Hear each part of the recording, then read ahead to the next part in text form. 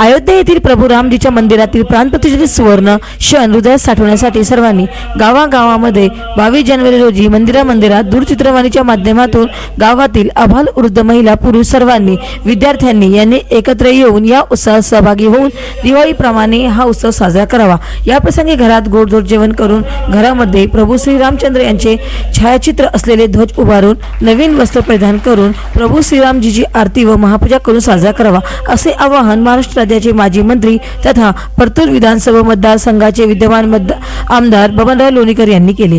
ते परतवाडी तांडा तालुका परतूर येथे आयोजित वार्षिक श्रीराम कथा सप्ताह सोहळ्यात उपस्थित भाविक भक्तांना मार्गदर्शन करताना बोलत होते। या प्रसंगी अष्टकृषी उत्पन्न बाजार समितीचे सभापती शत्रुघ्न पाटील कंचे, परतवाडीचे सरपंच सीताराम राठोड यांच्यासह गावातील अनेक प्रतिष्ठित नागरिकांची उपस्थिती होती।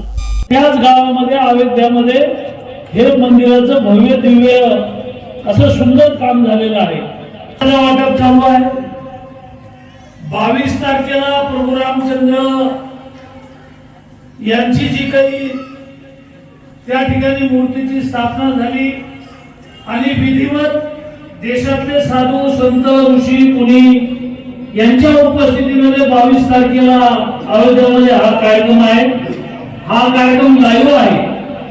देशाचे प्रधानमंत्री मोदीजींनी पुढाकार घेऊन हे मंदिर बांधलेलं आहे, जिथं 140 कोटी लोकांची श्रद्धा प्रभू रामचंद्रावरती आहे आणि तिथं मंदिराचं सुंदर काम झालं।